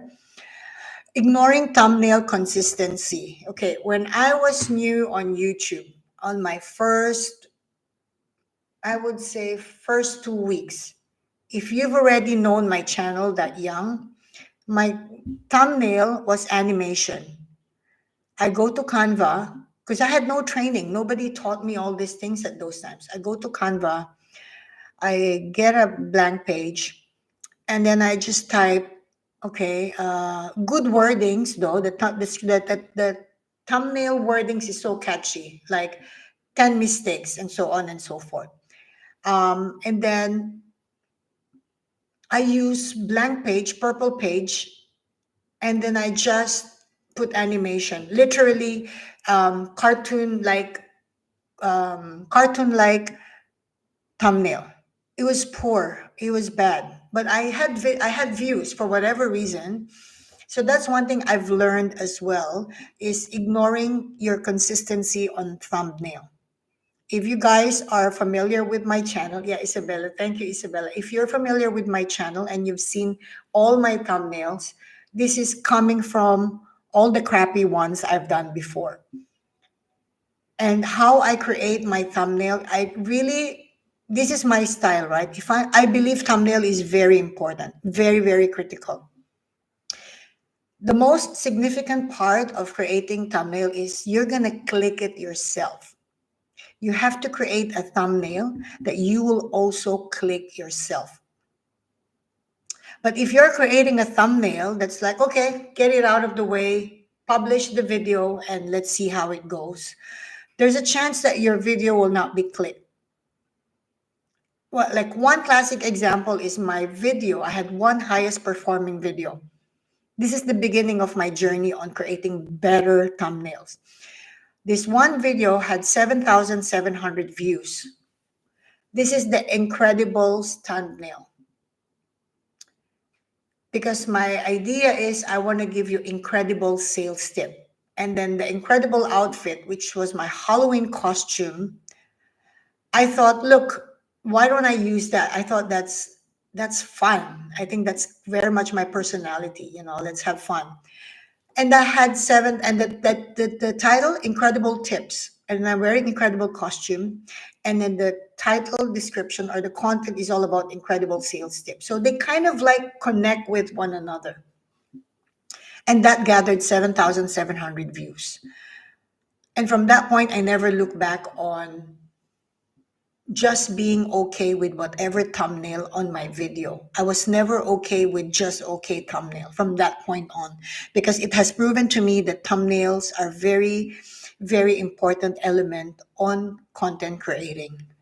Don't get me wrong, you can create good thumbnail, but when they watch your video, the first 30 seconds, it has no value. They're going to be like, oh, that sucks. It's really not delivering the content. So let's be mindful with that as well. So some of the guys from the US are saying good night, or yes, thank you so much again, Isabella, for joining. I appreciate, as always. Cesar, I have to go to bed. Have to be 4:30 a.m. It's almost 11 p.m. Thank you, Cesar.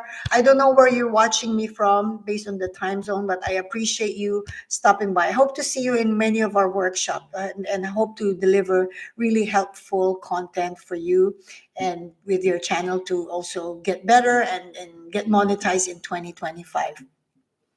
So, like I said, all those elements that on your thumbnail are very, very, that's my biggest advice. Really work on your thumbnail, be consistent, go back to those videos that perform really good and see how you can improve that, or be consistent with that. So at least your viewers are consistently seeing that tone of thumbnail that could draw them to come back for more. I just see some of you guys are typing. Feel free to comment. If you have any questions on that topic, please let me know. How I do my thumbnail, I'm happy to share with you.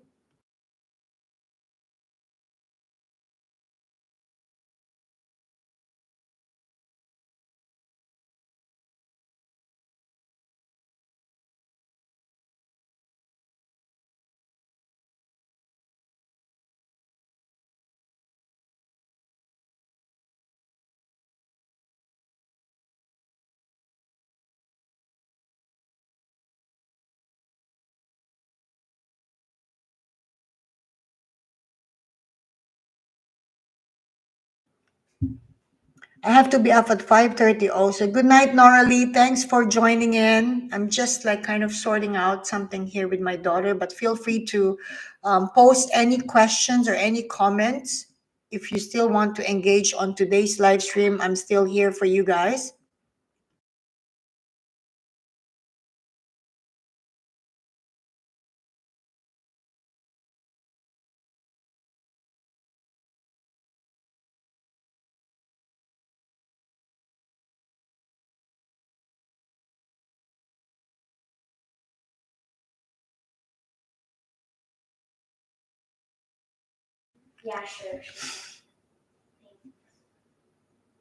So I will prepare the timestamp for this. Again, for those of you who's familiar with my live stream, I always put the thumbnail, the timestamp at the end of it. At the end of the live stream, YouTube will run the copyright, and then usually in 8 to 10 hours, when I go back to the video, you're probably sleeping. And then I'll be able to insert the timestamp on every chapter, so when you go back to the parts that you miss, you can actually take note. I know it's too much to absorb everything I've talked about today. I mean, I'm sure you pick up few things, but to remember everything, that's why I will do a timestamp for you guys. I've been following the formula for thumbnails, but I'm wondering what would happen if I just made the thumbnail the way I want. You can always experiment, build resilience, just experiment. But again, I need to check your thumbnail. Maybe I can give you some advice. I think my experience with thumbnail is less words. I limit my thumbnail to 3 to 5 words, maximum of 5. Like if it's a question like common mistakes on sales speed, top 5 sales page mistakes, something like that. I go maximum of 5 words.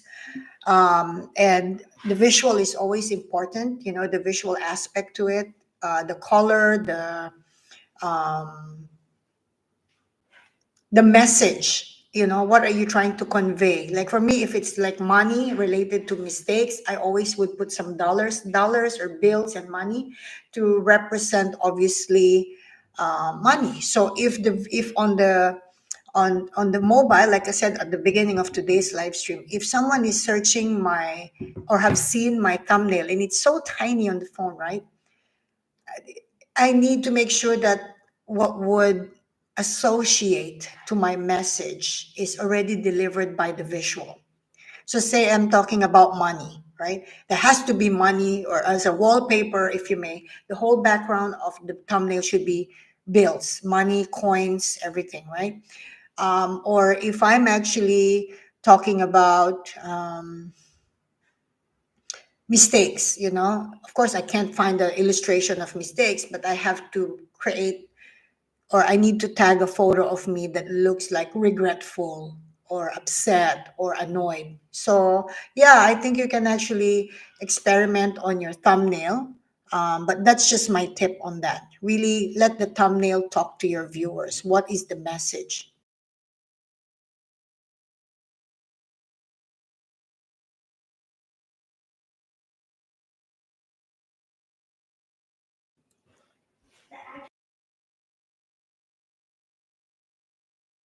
Just give me a second, guys. Yeah. I see some of you still doing a comment. I'm posting. Okay. Pumpkin, I'm posting a video later on how I use OBS. Please follow Pumpkin, guys. She has been doing contents about OBS, and I watched that. I really enjoyed that because I'm not so techy. This is my weakness. So if you are new to this community, Pumpkin has been doing a lot of tutorial videos on using OBS. She does it live. Go and watch it. I watch it. I enjoy that because it's also something, a different idea. So please do check it out. I'll check it out later, Pumpkin. What time are you doing it actually?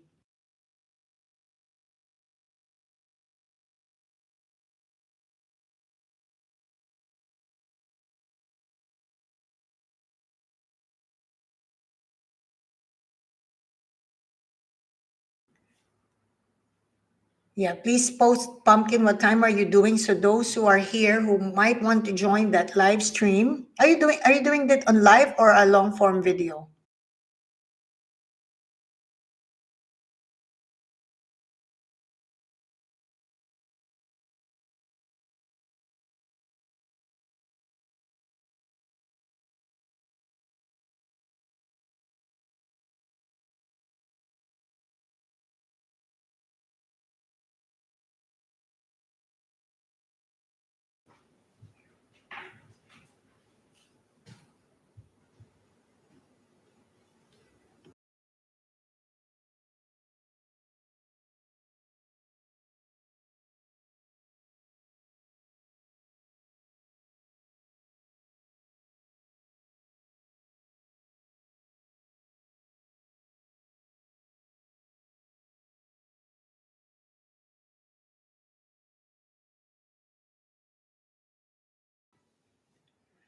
It's kind of a video, but it's a short. It's only 10 to 12 minutes. Okay, so guys, please check out Pumpkin's video on that. It's actually very helpful. And of course, it's a long form. Yeah, it has to be long form.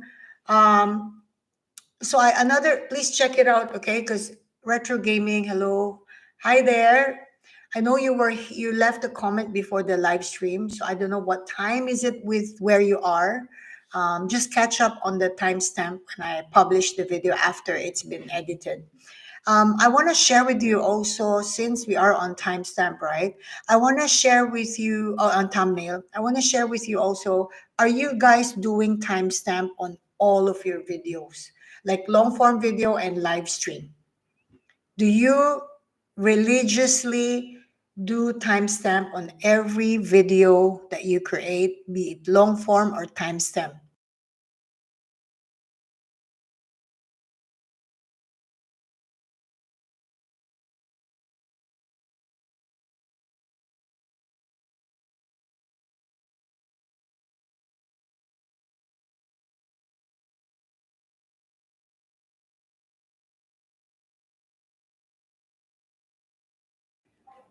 So I do my timestamp. Okay, this is a big tip as well. I do my time for those of you who's never watched any of my live stream or have never watched a part of my live stream where I talk about timestamp. I'm very big with timestamp. I feel like timestamp is so um, useful for myself, secondary, my viewers. If you notice, even my live stream, I kept saying repeatedly, the benefit starts from me and I passing it to my viewers. The beauty of timestamp on live stream and long form is number one, you really can take note of the topic that you talked about. For those of you who's just gotten to know me from this live stream, in one of my live stream, I talk about what I call my Excel inventory sheet. So I created my own inventory sheet where I actually log in all my videos from day one up to my live stream today. So it's a very simple Excel sheet. I divide it into long form, shorts, and live stream. And there I log, let's say, video number one, how to make a sale. And then I break down, obviously, what the timestamp from that video. Let's say chapter one, introduction, chapter two, closing a sale, chapter three, overcoming objection. So that was all the content I had on video one, right? So it accumulates every time it's basically logging in all my work.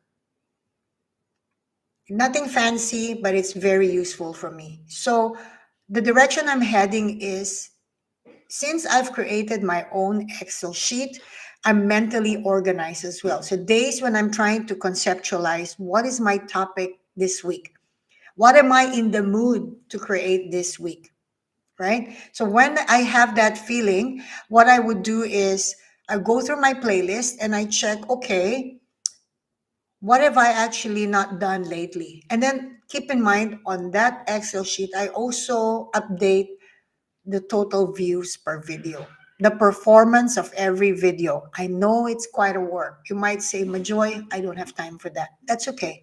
Each to its own. This is for me because I am providing educational content.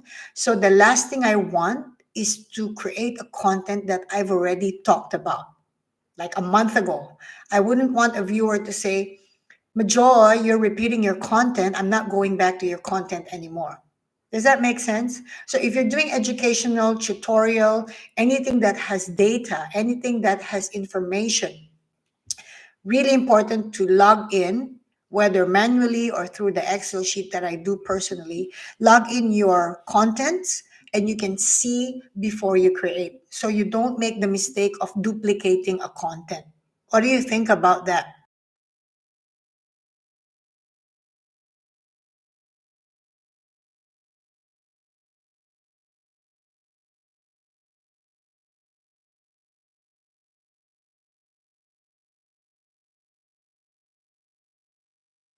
So what, so I like, if you actually think about it, if you do your login, if you log your contents accordingly, you have no room to duplicate your content, and that's actually really um, just comfortable to work that way. That you're in control of your content, and it goes again to what my point just now, which is doing timestamp on every video. It's a lot of work, it's an extra work, but when you do your timestamp on your videos, you benefit, you manage your content, you know what content that you should not repeat anymore, and then of course your viewers benefit. Pumpkin, Majoy, the only reason I'm doing this kind of video is because the weather is so bad. Is put aside my trips. I take USA having bad weather. I know. I totally get you. I remember watching Pumpkin doing a lot of road trips, and I agree. The weather right now in Michigan is rather not conducive to going for vlogging, but I still do appreciate that you shift on contents, different types of contents that is actually doable to your current situation. So good job on that, Pumpkin. I think that's awesome. I think especially if we have any vloggers in the community, if you're doing vlogging and the weather is not permitting you to do that like before, it could be a good idea to see what other outlets that you can be creative and you can create contents in order for you to still continue running your channel. I like that, Pumpkin. I think that should be inspiring to our content creators who do vlogging, and that would give them an idea to say, okay, what other contents I can actually do that I'm passionate, that I'm excited, that's fun to do, so that my channel is not going to be quiet for a period of time. But I look forward to your spring videos where you get to show us around as well.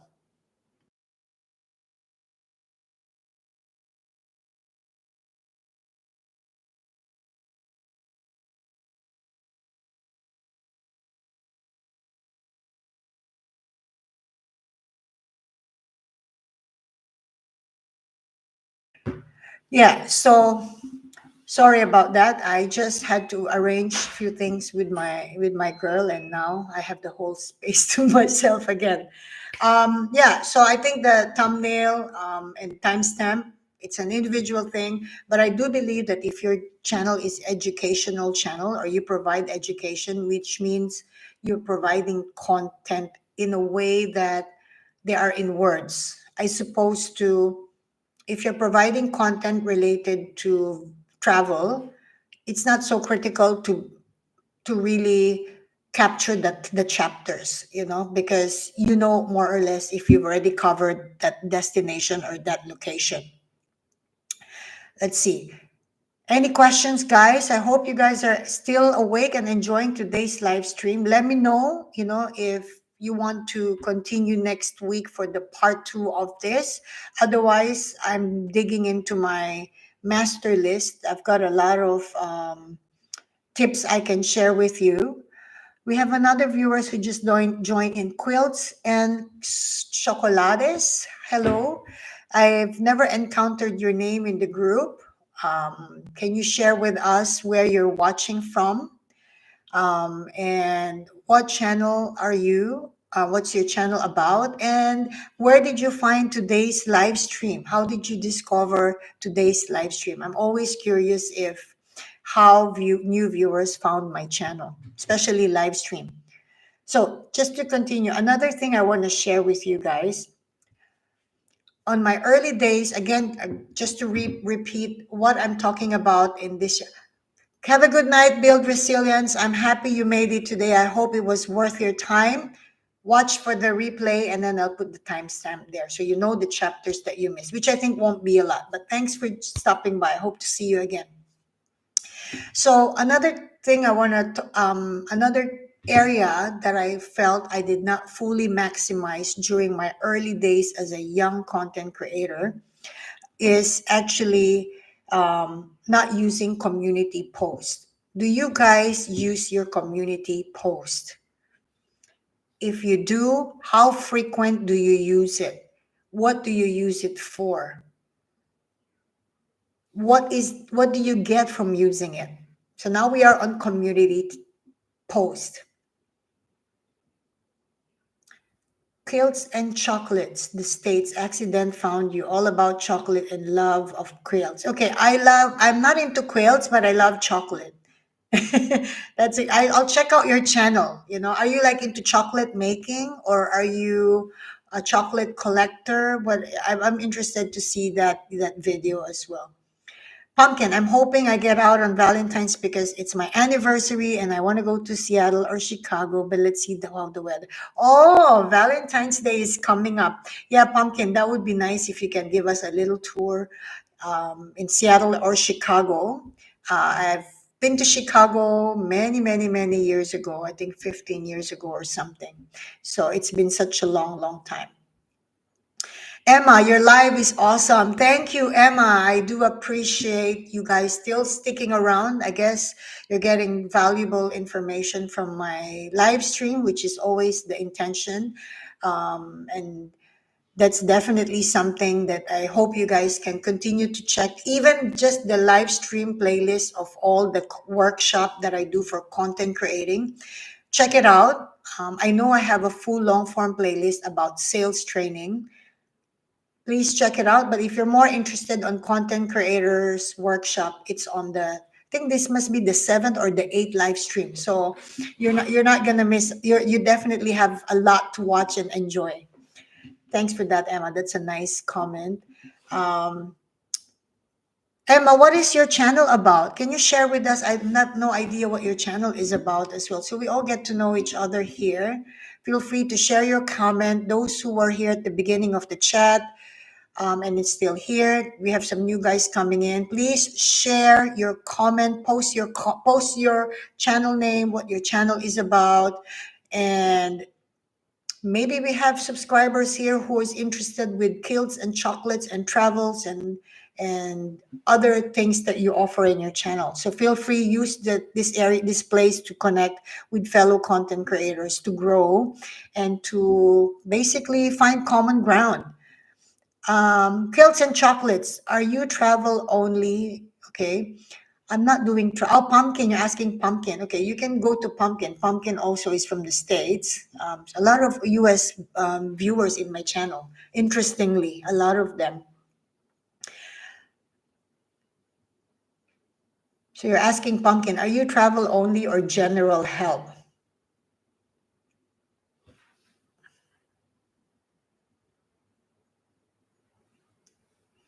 Let's wait for Pumpkin. Pumpkin, I think that question is for you. Channel, okay. Check out Quilts and Chocolates content, guys. Quite interesting. Kilts and chocolates, men and women, homeschoolers, and on Sunday memorial quilts. Oh wow, that's cool. Sounds like a fun channel.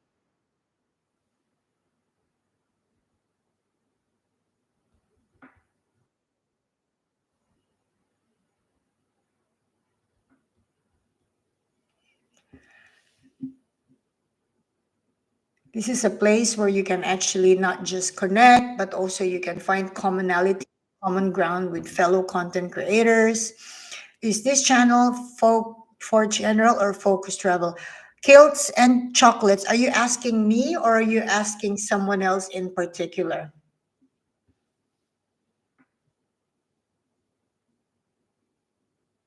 Oh, me. Sorry. Okay. So my channel, very good question. My channel is related to, I mean, I offer, just give me 1 second. I offer sales training um, videos and all the subtopics related to sales training. And I have a live stream playlist, which is a workshop for small content creators, just like this one, where we basically talk about the practical tips, experience, journey that we all can connect from. So it's also a place for my community to meet and greet and hopefully find collaboration. I've said this in many of my videos before. Please feel free to collaborate with other content creators here if you're interested. Because, like for me, there's one lady from our community that I've done collaboration for 3 or 4 videos. So we did live stream together. She's a psychologist, so we talk about things that are related to her niche and my niche in terms of topics that would be beneficial for our creativity and for our video. So this is something you might want to try. You might want to consider as well. I like your comment, XOXO. She said, my channel 1 month old was too shy to go live 2 years ago. Oh my God, XOXO, if you joined the live stream earlier, we talked about this being shy and being new. Again, please do me a favor, XOXO. When we finish the live stream, just give it a few hours because YouTube will run the copyright test. I will put the timestamp on each video. Please visit this video replay, maybe tomorrow morning for you, because it's late night there. Maybe tomorrow morning for you or before lunchtime your time. And you will see the beginning of this live stream, and there will be chapters and timestamp. I think you will be happy that you found this workshop because it's going to be super helpful.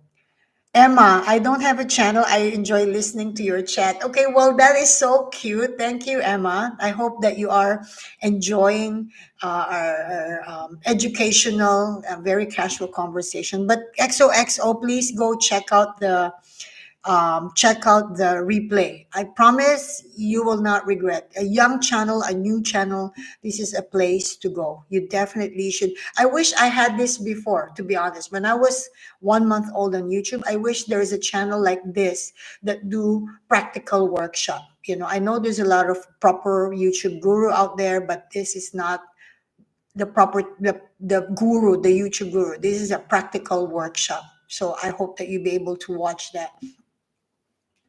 I'm just letting you guys type away if you have any questions or any recommendations. Do you guys have any? So I was saying earlier, right? Do you guys use your community post? Do you use your community post?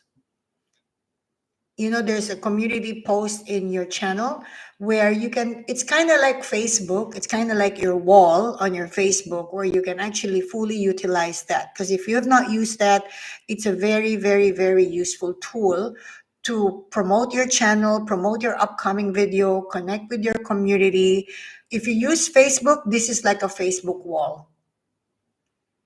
Yeah, I'm so happy to see everyone is connecting, everyone is chatting. Please use this place to do that. I really enjoy that. This is really a place for small channels to grow, and only small channels will support small channels. That's what I've learned from my experience. Yeah, we have a lot of US viewers here. I find that very interesting.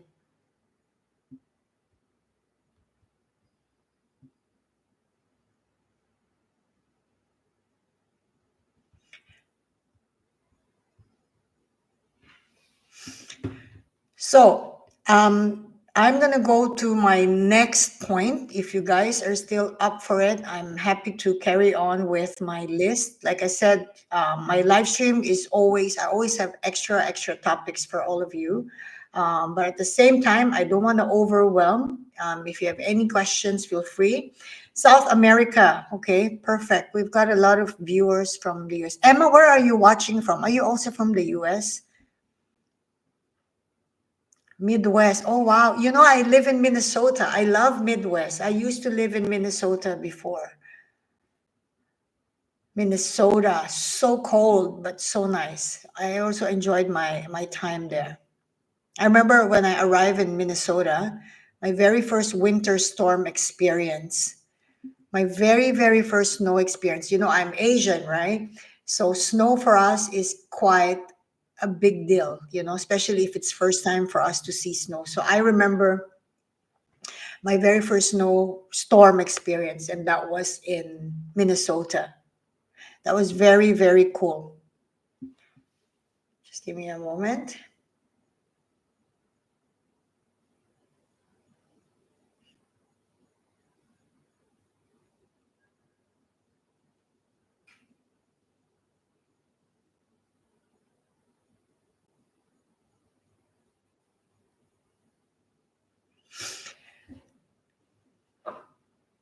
Icy cold now. Yeah, I could imagine. Okay, yeah, this time, yeah, it's still very cold. January until when? Until February or March. I remember that. I mean, Pumpkin is in from Michigan, and she also, I'm sure it's equally cold in Michigan. I'm excited to meet you and feel welcome to return. Oh, thank you. I don't know when I'm going to be able to go to the States. It's very far. It's at least, I think, 14 hours flight from me to go to America.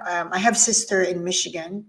I told Pumpkin that. I have a sister who lives in Michigan, and it's been planned for so long to visit, but it's really a far, it's really a long trip, 14 hours flight. And then keep in mind the jet lag factor. So some states would be 12 hours difference. I think Texas, we are 14 hours difference. So it can be really brutal. Like right now is 12:13 p.m. in Singapore. What time do you guys have? We still have three viewers here. I think you are all from the States as well. And I can imagine how you guys are probably getting ready for bed. You use OBS. Oh, there's Pumpkin. Pumpkin, can you help me out with this lady about the OBS? You're the expert. Oh, 10 p.m. Okay. All right. That's not so bad. Pumpkin is the OBS expert. She can help you with that and help me as well. Go to Pumpkin's channel, guys. She has a lot of really helpful tips on OBS, especially if you're a new channel. This could be something helpful for you.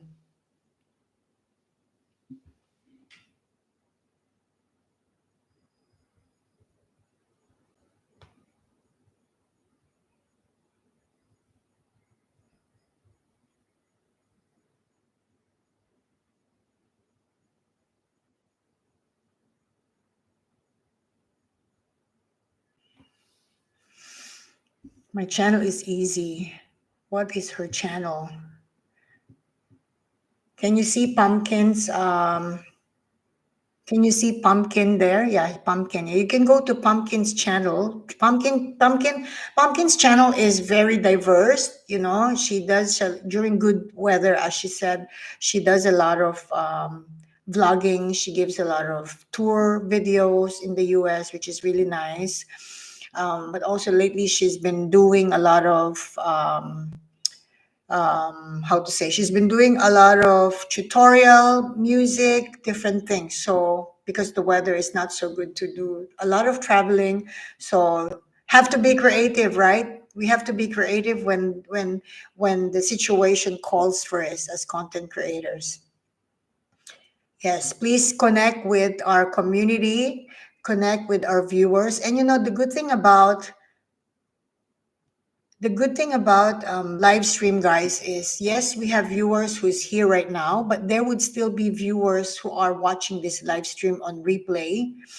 So I have to make sure that the replay video, or that the chat video will show. Let me just see.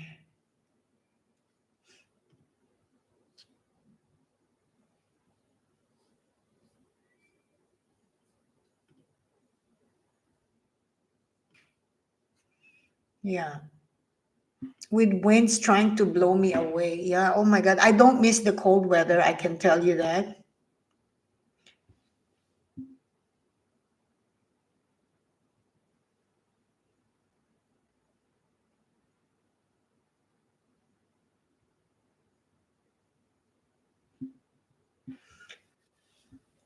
Yeah, I don't miss the cold weather. I'm in Singapore. If you're familiar with Singapore, our friends from the US, I think right now our weather is, let me check. What is our weather for right now? Singapore right now is, let's see, 28 degrees. So we've been having a lot of um, drizzle, shower. So yeah, it's 28 degrees, not so bad. I think in the US, wow, I need to convert that to US. Hold on. 28 C to Fahrenheit. That would be 82. So around 80s. Yeah, we have the best airline commercial. Yeah, we have the best airport in the world. Singapore is known to be the world class airport and the number one airline. The standard, the quality is outstanding. It's unbelievable. If you've been to Singapore, guys, if you've never been to Singapore, put that in your bucket list. Um, from here, you can go to a lot of places as well within Southeast Asia. So yeah, it's quite a journey though to come here. So when you're here, you want to go to Singapore, maybe you go to Japan, and then you go to Thailand, because are geographically located in the center of all these other Southeast Asian countries, which is so easy to fly. From Singapore, you can basically go to different places in Southeast Asia. Okay, so let me just quickly check what else is on my list.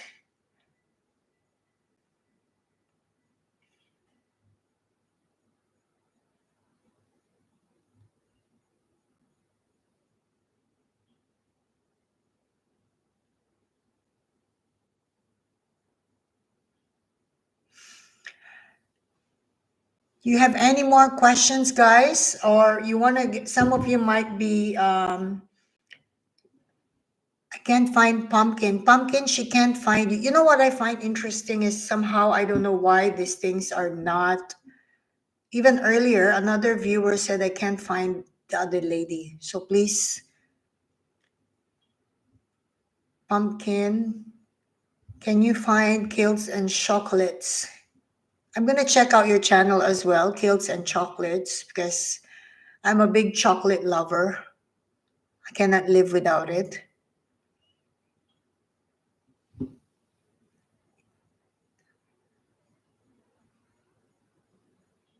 But for those of you, again, who have just discovered my channel, please, you may not be into sales training, but the beauty of my channel is I have a dedicated playlist for live stream for new content creators workshop. Pumpkin, I have to go. I know you have to go. I appreciate you, my dear. I really do. You know that. I really do. Thanks for sticking around. I hope it was valuable. It was worth your time.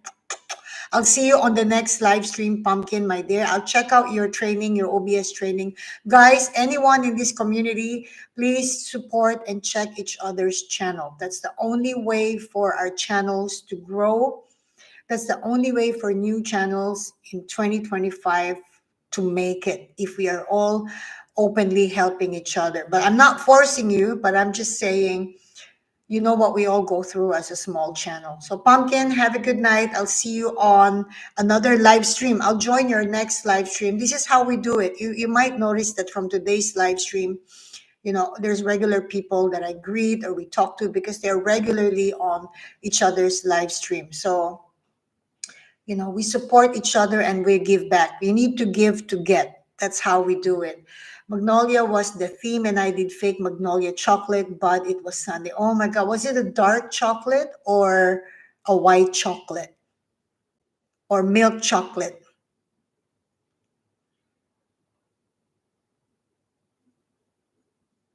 White. Oh my gosh. Okay. The thing is with me, I have no limitation. I do white, I do milk chocolate, not so much on dark chocolate. It's really, I find it too bitter. Oh yes, correct. Because sorry, because magnolia is white. That's right. Yeah. So again, like I said, XOXO, I appreciate you stopping by. I think we're gonna have to close the live stream very shortly if you have any no more questions. But I do recommend for any new channel who is on today's live stream, go to the replay. It will help you a lot. And if not, don't ever come back to my live stream. I promise my live stream will deliver good knowledge, good guide, really helpful to small channels because we all go through that. Good night, Emma. Thank you so much for joining, Emma. I hope it didn't bore you. I appreciate you stopping by. Thanks, everyone. I'll see you on the next live stream. Give me time to do the timestamp and it will be posted very shortly. Yes, there's a reason why we all crossed each other's paths. XOXO, I hope to see you again. Okay. I hope you become part of this community of very open minded content creator. Bye, guys. Thanks for watching. I appreciate all of you. Have a good night. Get some rest.